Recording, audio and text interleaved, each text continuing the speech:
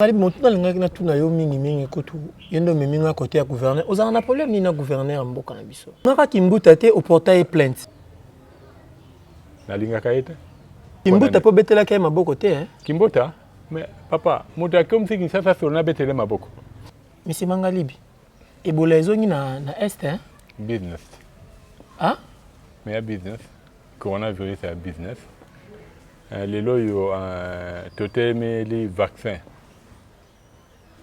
Meilleure méthode à utiliser le vaccin, comme c'était déjà accepté, d'aller dans Ebola. On a juste déplacé le problème. Business, c'est ça, cash net. Yo, ça n'a pas au boyo somba. Yango. Ah, mais c'est Mangalibi, on a cash net. Au benyo nini? Cash net. Et après, on a nini? Kobomba zolo mnoko. Nasali nini? Na bombi zolo nangai. Kasi. Na monoko nangai. Faire tel que Trump a dit aujourd'hui aux Américains, allez sortir, allez travailler. Alors, bien, on a contribué le soutien. Adam Talbot matin, c'est un gars qui réfléchit, je le félicite. Coup de chapeau le président Trump. Nous devons faire aussi pareil. Tu sais qu'il passe à la banque. Le président, tu sais, il peut passer à la banque. Dès qu'on a au moins la banque, tu sais qu'il peut passer à la banque. Il faut ça à la banque. Le plus important pour la banque, c'est la température et l'équipe à lobby à Yango. Mais pendant que tout ça va faire comme on a 40. Et puis de deux, il nous impose maï na bango na désinfectant na bango. Une fois na désinfectant il y a inherbé. Ba lobi nanga yango il faut se kolaka na oya biso. Pour dire que les lots sont bito beta masolo. Na banzi les autres points au lobaté. Mais congolais to keba. Apparemment makambo eba interpellation oya parquet à grande naissance à matete. Et bandi kozong ça comme makambo na nzela. Tu na sepela ki na coronavirus. Ça a permis à la présidente de voyager le sous-soutien. Oh. Je vous dis la vérité. Du fait que le président ne voyage plus ces derniers temps, ça fait plus d'un mois dans l'embocade. Au moins, il y a bandit au monde à Malamou. On mène les enquêtes. C'est pas Moni qui n'est pas convaincable. S'il faut voir le problème, le plus important dans l'embocade Tambola, ce n'est pas un individu dans l'année de Kimia. Dans la arrestation, il y a directeur cabinet, il y a un problème même pas dans les médias. Et là, problème autour de la justice, ça va me faire amener l'enquête. Bon, ce qui est le ce qui est le dans la makala pour dire que la justice, ça va me faire la justice est même capable de faire le banage de Sambongo.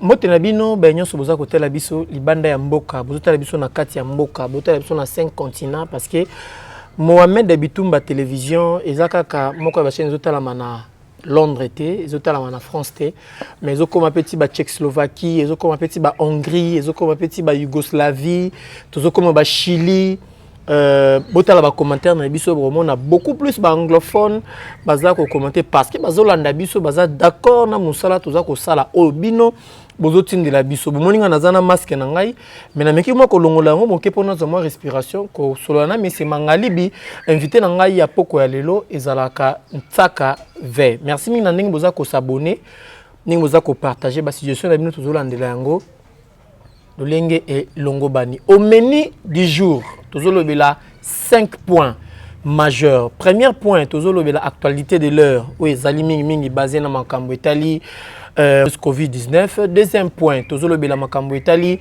politique ya mboka na biso arrestation de Vital Kamerhe. Troisième point, tozolobela makambo Italie affrontement au ezali entre UNC, IDPS majorité présidentielle parce que IDPS neza na bokonzi to beto benga ngo cash. Quatrième point, tozolobela makambo Italie libala au ezali FCC na cash. Cinquième point pour Yasuka, Ebola, ezongi sous na kati ya République démocratique du Congo. Bonjour monsieur Mangalibi. Bonjour Ndeko Nessa. Qui mezali? Nzamba robatela qui mezali. Yozolo ba qui mezali me bande ko mosusu bazo lela. Yozolo ba qui mezali nzamba zo batela yo me bande ko mosusu na est bazo kufa. Non, qui mezali. Ce qui nga na leli lokola bango. Na kosunga bango te. Comme dans le langage, la mère mende. Il faut ngana dans la kimia. Na kimia na ozanango et permettre à ce que collègues va communiquer. Parce que Nathalie Mboulo et Beta qui dernièrement va déguer Salaki. Et Salaki passe mingi. Mais il faut garder calme nangai. Parce que comme pour moi, les kuna, il faut tout en calme pour mettre en place la stratégie et ça la c'est que comment on fait la bonne action en cannabis. C'est comme ça qu'on doit se comporter. Langage kaka ndenge moko na ndeko la mère mene tango zalaki ministre de la communication. Ce qui va proposer au poste wana au Kondima. Bon, je l'ai toujours dit, ça la raté pour apaiser au sala. Ndenge to sala l'émission à la na na poste na au sala musala pour mboka. Le plus important a été ban nommé yo. Le plus important, quel que soit l'endroit où tu es, l'apport positif d'une kosala pour mboka tambola malamo. C'est ça le plus important. Le reste est là-bas. Tout quand on a quatre ya vif décision na biso wana ezali ka pour ko préparer yo parce que na yebi que yo ko vanda na yo plateau moko ba téléspectateur bazako ba komela ka biso balobaka ore su saka ndenge nini ko sala émission na mwana na moto wana alobaka makambo yo echaka ona risque na ndima na risque ko zala pembe na ye na ndima risque papa pamba te na yebi lobby et ko futa monsieur Mangalibi et bolezongi na est hein Business. Hein? Mais business. Coronavirus c'est business. Les lois totalement les vaccins. Meilleure méthode à utiliser vaccin, comme c'était déjà accepté d'aller dans Ebola. On a juste déplacé le problème. On a juste déplacé le problème. Mais c'est Mangalibi, pardon. Nabanel Motuna. Ebola ezongi na est. Business. Business eza ba cash ne yo sana ngote oboyo somba. Yango. Ah mais c'est Mangalibi wani ya cash net. Obenyo nini? Cash net eh. Et hapo na nini? Kubomba zolo mnoko. Nasali nini? Na bombi zolo na ngai. Kasi na monoko na ngai. Na kolobe ko déranger au c'est le plus important. Donc yo boyi ko somba boyi ko kota mongo na. O pe na somba ki yango delo ko feleta.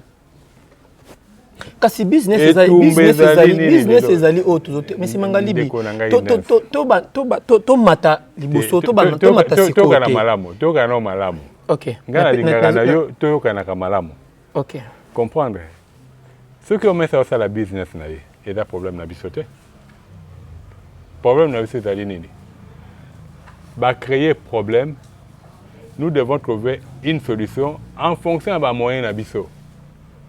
Dans une écharpe, on a un ndako. Balobina bomba zéro na monoko. Si on a quoi bomba na écharpe, moi je ne vois pas de problème. En sachant que biloko ekoya na complicité avec l'OMS. Et l'autre bâti na 4 na évité.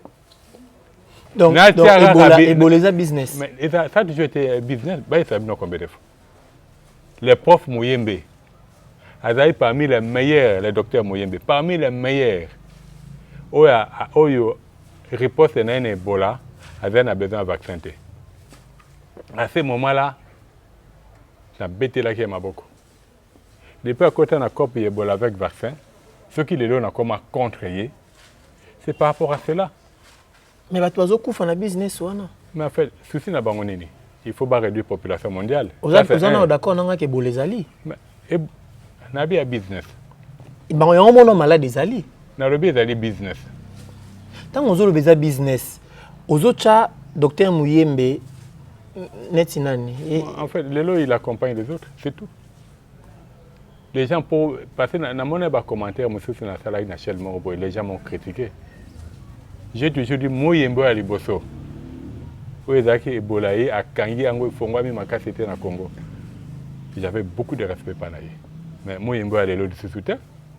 Oh, pour le baquet de l'ingui vaccin, tu sais souscrire à Costa à Maboko Boye.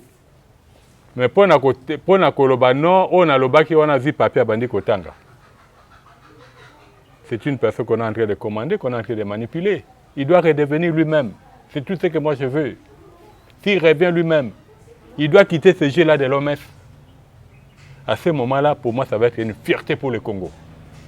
Mais pour moi, il fait la honte du Congo. Coronavirus. Business. Coronavirus. Est-ce que on a posé mon tour dans l'anglais? Merci. Coronavirus et bomi batu belé liban na poto. Je connais un frère où il a lobby à perdre au moins 3 ou 4 personnes en famille en France. La maladie de coronavirus. Kune zalaki business te. C'est business. Allez, awa eye et comme business. Business. Pourquoi Macron a aimé le docteur Raoul? Il y a un professeur là, Montagnier, si je n'ai pas oublié le mot. Il fallait voir la vérité à Koloba. Comment sakana na virus wana pona ko sala batuma be. Moi je crois quelque part là. Il y a beaucoup de Français, il y a Macron par rapport à Nango. Partout dans le business, surtout dans les lignes. Chloroquine, je prends le cas de la France. Ils n'ont même pas 2-0. Mais le vaccin, ça va beaucoup rapporter. Le vaccin, c'est un business. Mais en fait, chloroquine, ça va, c'est pas intéressant. Mais la finalité, là, c'est le vaccin. Na suka nango vaccin, on est dans les ça, ça va comme Bill Gates. Pour voir la piste. Qui ne le sait pas. Tout le monde est Bill Gates na Belgique, Bambi, Babois, qui dit ce qui va marquer ce qui va nini. Pour dire que les gens ne sont pas d'accord avec la manière dont ils veulent conduire les choses. Mais ceux qui sont en Afrique de terre, même en société, bozo ba ne côté la maka c'est pas na biso en sachant que plan na bango zali biso batu minto c'est la belle. Moi na soso qui a vimbi na nzungu c'est que maman na yaza na sie. Qui est derrière docteur Mouyem? Mais il est avec l'OMS. Qui d'autre? Mais en fait, mais mon père ko na kata mboka oyo te ayamba la moko abanda ko diriger ko pesa ba ordre quand même. Mais tu bien na ba payami na bamboka mi pesa ba ordre. Pourquoi Bill Gates le doit avoir autant de la pour le convaincre par rapport au vaccin? C'est pas pour rien. Il y a battu bazana mbongo basa la lobbying. Pour imposer mon kili système moko boy. Et mon kili mumbaye biango. Lelo to biki muke pona nani pona coronavirus pona vaccin pona nini. Comme il fallait pesa ma pekuna. Bango batelem ba bien ba africain pe bosa la keba. Yebola batelem la ki angote. O ba pesa ki en 2015 na Kenya batika okite le melangote. Nous t'étais analyse oyo bande comme ça ba salaki. O basé yango ba même laboratoire pour savoir exactement ce qui était dedans. Mais c'est moi qui les ganga, il gangate. Pour dire que quand il s'agit des nègres, ils s'en fout. Pour dire que tant que biso mon ba nègre, to côté les maté, bozo ba ne okota ndenge okota lelo, photo boya yango. Mutu nyonso okota na Chine ba photo lobela ino. Tanga kozonga kibomoto to beteli maboko, c'est tout. Mais c'est Mangali bito que na deuxième point pour comprendre que pour na yo Ebola eza business. Yo fait dans Ebola té. Na ouest to za na coronavirus. Na est to za na Ebola. Lelo na nord choléra ezongiti. Kaka pour bateka vaccin. En fait, eza ba cop. Pour dire que les loyaux tant que wana nani azo natikelo maloba ngoloba les loyaux tant que na lobi tant que biso bandombe to kozonga biso te to connaît na bobizo bana on va soutenir l'insoutenable il faut tozonga bato so babi coléré ya rapport na saleté qu'est-ce qu'on doit faire? On doit éviter la saleté. Nous devons assainir. So balobi un coronavirus était là qui si boye le to moni bonobo hein Kalima Nitida, comme scientifique, nango eko big sa nano yo, big sa malaria, big sa diabète, mbomele ki on bololo les alités. To moni pitu nano yo, mwana ya manadiar. Pitu tondele, pharmacienne. Basali mana Covid. Eko sunga contre le coronavirus. Manadiar, il dépend de malaria. Mana Covid, il continue à répondre. Il est grand temps de l'autre, ça là-bas, riposte. Nous avons bakili nambo cannabis, deuxième réserve stratégique mondiale en faune et en flore. Bonobonga, ça fait déjà plus de 2 ans. Les lois au cours de la période nango. Pourquoi l'autorité ne va pas réfléchir en fonction de nous, faire tel que Trump a dit aujourd'hui aux Américains, allez sortir, allez travailler. Alors, on a contribué le soutien. Adam Talbot matin, c'est un gars qui réfléchit, je le félicite. Coup de chapeau le président Trump. Nous devons faire aussi pareil. Tu sais qu'il passe à la banque. Le président, tu sais, il peut passer à la banque. ndeko na mwana mboka Félix Tshisekedi pe asala il faut ça la bongo. Ba 328 c'est business papa na witi lelo yo tang toko ya awa na lobi on il y a pas longtemps ba tienge le tuntu na ba 16h 15h37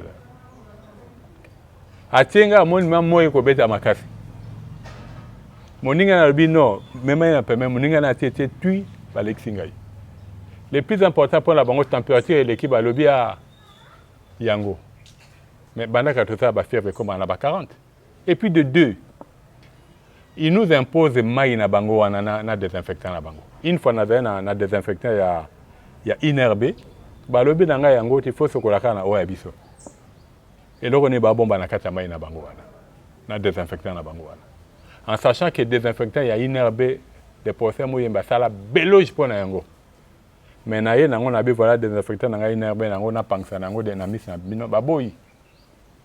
Mai wana sur la chlore non ce ba désinfectant ya na mai na sur la chlore pour dire que na witi na mai na ndako eza chloré passer na ko linga tena bela na ko ya po so kambo na pourquoi ba linka ka wa bango moko en sachant que bazali bato bazali pour les vaccins pour dire que les lots sont bito beta masolo na banzi les autres points au lobaté mais congolais to keba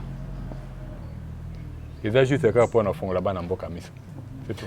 Bana mboka iska bozali na poto boza na Kinshasa boza libanda boza partout boyoka yoka mela koyoka eleki koloba koyoka nde sala ke moto ay akoma mokolo na ndenge ya motu donc akoma mokolo na nzoto te mena makana ndenge ya motu mais c'est Mangalibi na kati ya mboka makambo pezo tambola bien te apparemment au-delà ya pandémie oyo ebandi ko bloquer makambo to ne sais pas comment ko profiter politique ya mboka na biso ozo trouver yango ndenge nini apparemment makambo eba interpellation oyo ya parquet ya grande instance à Matete ebandi kozonga ça comme makambo na nzela te na sepela ki na coronavirus ça a permis à président voyager le sous-souté. Je vous dis la vérité. Du fait que le président ne voyage plus ces derniers temps, ça fait plus d'un mois dans l'Ambokat. Au moins, tu es bandé au monde à Malamu. En sachant que comme on a Malamu, il doit faire pression à les gouverneurs à ville à Kinshasa pour la Makamba Babar. Babar est comme la Manakati. Babar va empiéter là où les piétons devaient circuler à l'aise. Il y a un caniveau.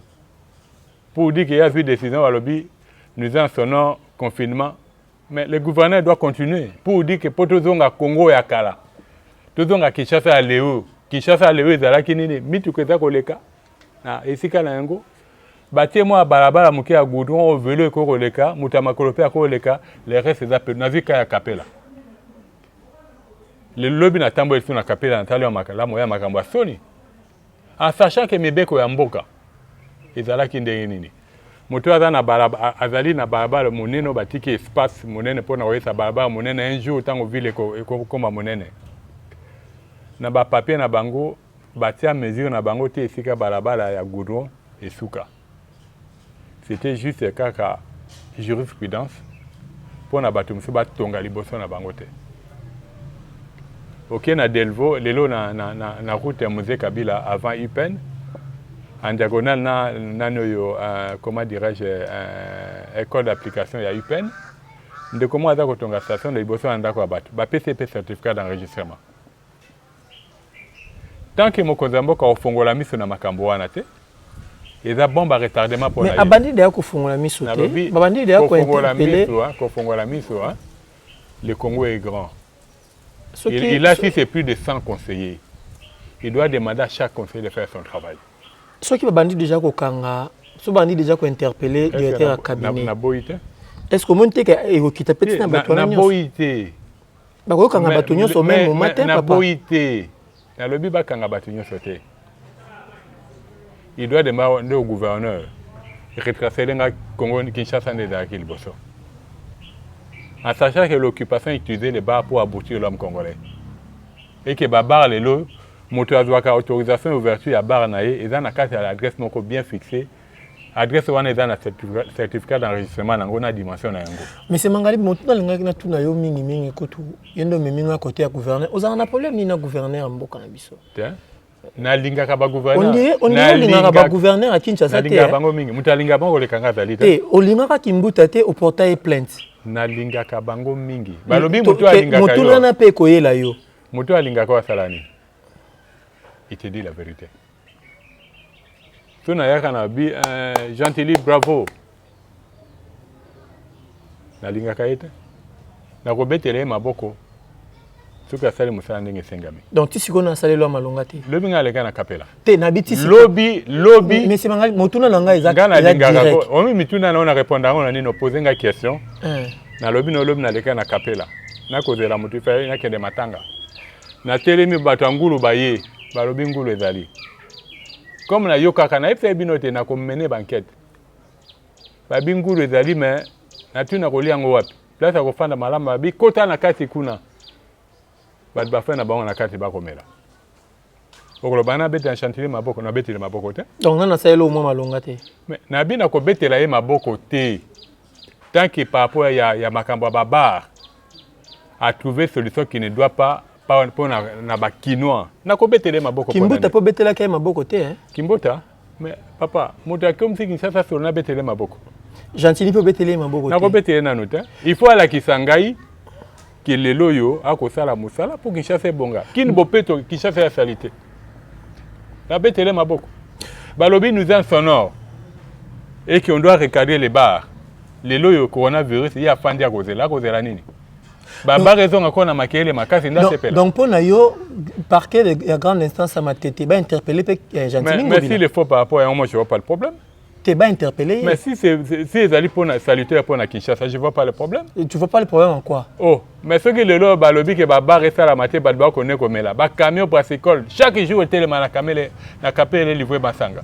Pour dire que les activités continuent. Donc mais si on doit les interpeller pour éclaircir où est le problème? Il n'est pas dit que toute personne va interpeller, il est là pour qu'on l'arrête. Il doit dire à la population, voilà, il y a par rapport à l'Obana juge, que par rapport à Nango, voilà, il y a ça. On mène les enquêtes. C'est pas Monique qui n'est pas convaincant. Bon, s'il faut où est le problème, le plus important dans l'Imboka Tambola, ce n'est pas un individu à l'année na Kimia. Mais c'est Mangalibi, Alexis Tambwe Mwamba à Salaki, on a droit, Babingaka, on a. Faux cop. Mais c'est Mangalibi. Il y a faux cop. Voilà, il y a faux cop.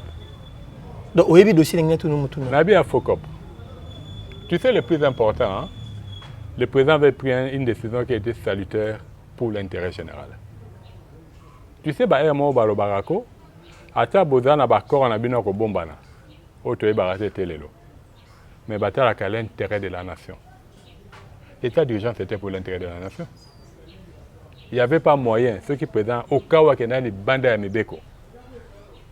Bafanda basolo kenena le bande à Mibeko maintenant, biso bata Mibeko, toki mambango, pour nato tia Mibeko et celle à ce qui kende malamo. Il n'y avait pas moyen. Le Congo a fonctionné plus de 17 ans. On a eu à changer des lois en fonction d'une personne. Lui, il était ministre de la Justice. Il n'a jamais parlé. Tout ce qui est faux cop. Mais concret, ça pour nous bien encore Congolais. Avec 7 millions, pendant qu'on n'a pas d'argent.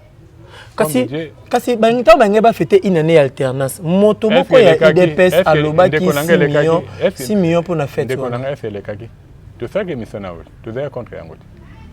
Il te yom, tous allez contre Yangote. On a sans position. On a journaliste. Bino boza sans position. On a position. Boni boko sarabiso boyeko. Bino ba journaliste boza sans position. Total Rachel mo relaxaka ba image ya kalakala wana. Bino boza sans position.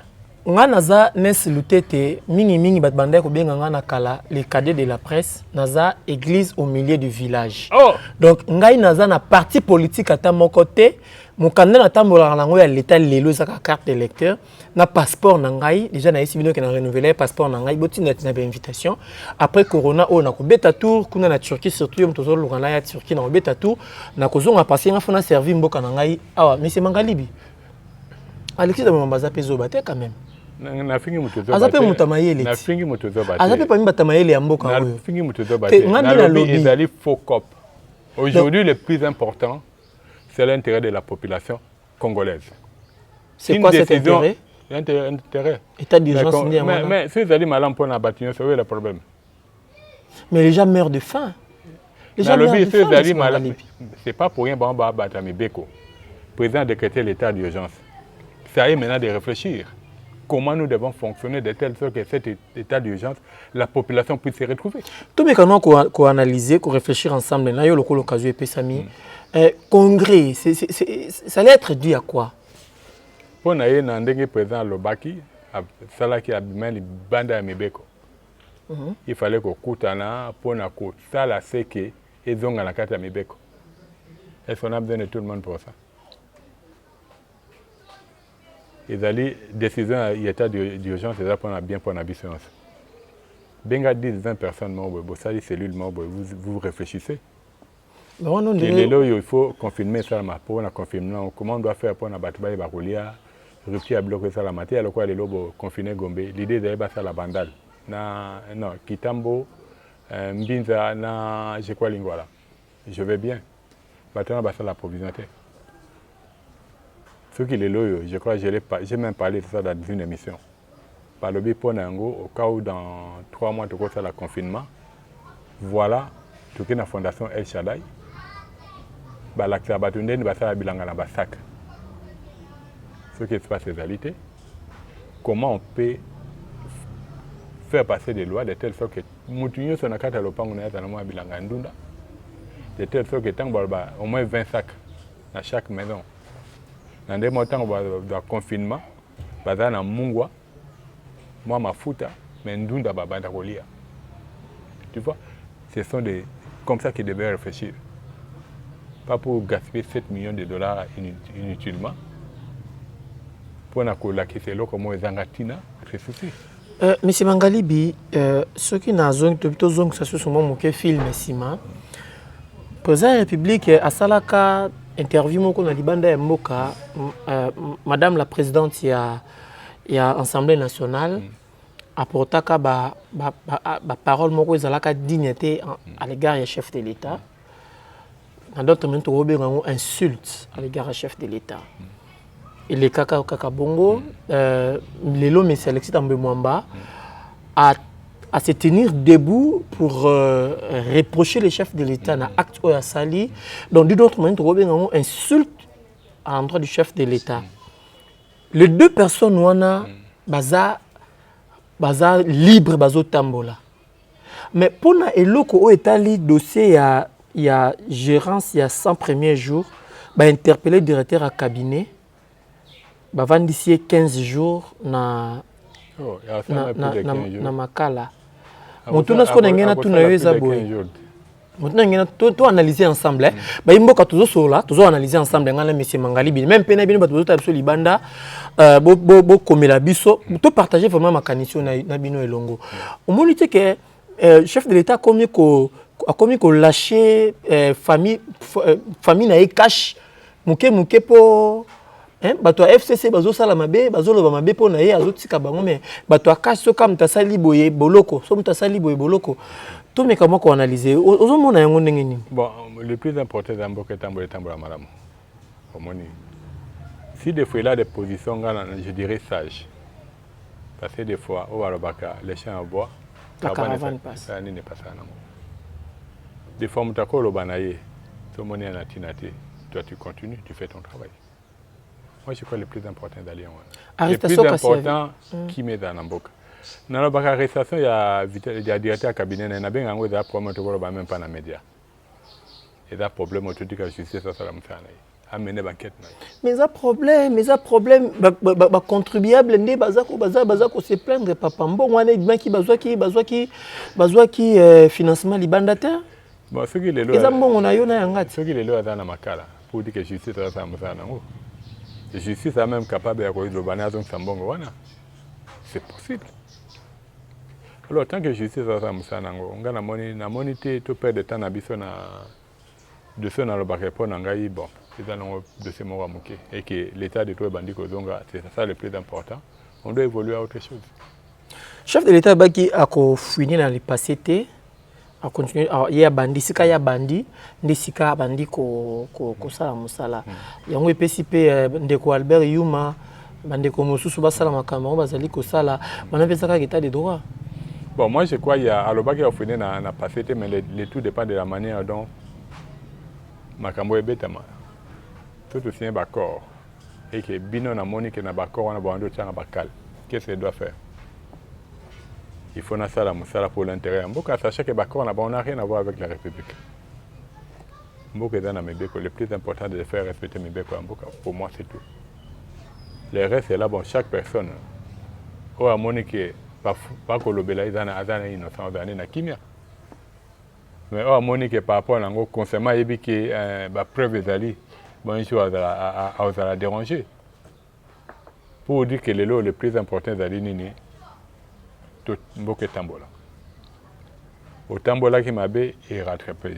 Au tambola qui m'a l'amour, bravo, continuez. C'est ça le plus important. Pour dire que tant que justice est la moussa nango, biso soto beta masolo, to beta masolo to beta te mandé de faire pour tout ton gamboka na biso. Ndeni to faire pour empêcher copo et hommes. C'est le travail que nous devons faire. Ndeni ko ça la fait que tout les Nations Unies boza 17 000 hommes awa. Tout le monde a tina bino awate. Ça c'est le travail qu'on doit faire. Tout le monde na bande ko na biso na niveau ya nani yo ya Bukavu kuna ndenge rivière déborda que ça ba dégâts. Il faut tout réfléchir sur yango. Et le coup ça la fait que pour mboko etambola. To bi bravo justice continue nous évolue. Neti ndenge to vandi bo na liboso ya caméra. Na pesi occasion na pesi sikoyo au porter un plus na yo na et pas chef de l'État par rapport au Tambu Simboka. Et le connu n'est motué que Kolobana. Bon, je l'ai toujours, il doit d'abord qu'on revoie à Bironaï. Et là, ça va conseiller belé pour rien. Quand je dis pour rien, quand on voit les résultats sur le terrain, on sent qu'il y a les choses ne vont pas vraiment comme il se doit. C'est trop lent. Avoir autant de conseillers, donc on a les loyaux, Tobeti Makambaba. Il y a conseillé à grâce à les rapports, tout à pour dire que voilà, on doit qu'il décide, on doit qu'il nous donne son nom, mais voilà comment les bars sont en train de fonctionner. Voilà, par rapport à l'ango, voilà là ils ont empiété ça, à ça les rapports, moi comme pour faire quoi c'est mon compte d'Amboka. Il faut dire, à qui n'a pas, oh, enseignement, pareil. À l'hôpital, à l'école, belé, dans le temps, il y a 1000 écoles par an, mais tu bêtis tout, bon, mais l'école, est un mystique. Il y a un mimi de Konabiso na Makala, il y a un non, mais l'école est là qui n'a pas de pour dire que le travail que les conseillers devaient faire, il a un conseiller de l'environnement. Ce hôtel est l'un des bassins de Tongama. Aucun respect à la norme environnementale. Mais il est là pourquoi? Tu vois? Il est là pourquoi? Kakako Samokonzamboka, Tobimsama, il n'a le bandamboka. Il est là pour trouver la solution à un problème en rapport avec l'environnement. Mais s'il ne le fait pas, tu n'en es pas aux alatés. Mais Binope, par exemple, vous aussi, si vous ne parvenez pas à tenir fort devant décision na bino, vous songa pe mboka te oportaka ndeko kimbuta plainte awa papa. Oportaka plainte awa pona bosoto yazalaka na mboka loko mo lobe makama bosoto. Mais ozalaka monter bosoto le misaka motu olobi kimbuta otambisa mo capital bien te na porter plainte. Tango yo pose enveloppe akaki ozome bato na prison. Olalisi makambo te ti sikoyo tozomona pe osuti nango te. Mais ozolinga sko bakanga ti su gentil. Non, na bakanga motu te. Na lobite bakanga moto. Quand on plainte te porter là Kimbuta, tu déposer plainte wana, je me souviens bien le procureur général de la République a tenu des dossiers n'abissé et pas avocat général de la République mais c'est Tuchimbi. Et d'ailleurs lelo lobby boza ko s'acharner pour na nini ola sala musala na. Mais na vaki na pona nini na bête toujours l'histoire ya mafia en Italie. Mafia ça li batu boy na Italie. Il y a eu un procureur qui a eu le courage de fouiner dans le passé. Alors, il y a eu un mafia yo mawa. Il y a eu mafia et s'il a été quitté ma casse en Italie. Le plus important dossier na biso zali na et pas il y a procureur général de la République, et dans matière pénale. Il y aura un procureur qui viendra. Les plus importants, ils allaient en tout cas même l'accuser de réception télé. Si on a posé un mouton pour l'accuser de réception, date yango. Quitte à justice, à Kendekuna, à Tala, dans un son cola, il y a ça. Les loyaux, les plus importants, ils allaient chaque Congolais à la brique. Mboka est dans la fondation, il faut tomber la mur. Vous allez corrompu dans le dossier où Kimbuta? Qui peut me corrompre? Oh. Il y a que le Congo. Mais c'est normal, il y a la caméra qui il y a que le Congo qui peut me corrompre. Mais Moutuba peut s'en bon à l'objet quand on a eu. Mais comment on a dit? Il y a un Moutou à Sala Maboko.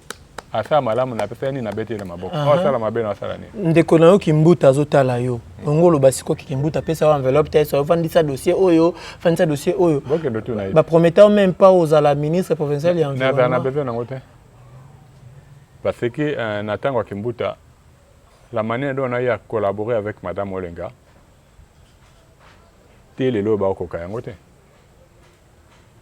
la manière dont on a collaboré avec madame Olenga. Madame Olenga, qui activité d'Olbi, madame, tu as une activité, tout ça la boye, elle vient. Bangolo na bansete na babara lobi na besoin d'expertise na bino a bengi tokei. Mais les lobes au Kangote. Tu vois, je n'ai jamais été contre Kimbuta. Seulement? J'ai toujours été contre les décisions que Kimbuta prenait, qui n'étaient pas bien pour l'intérêt de la ville de Kinshasa.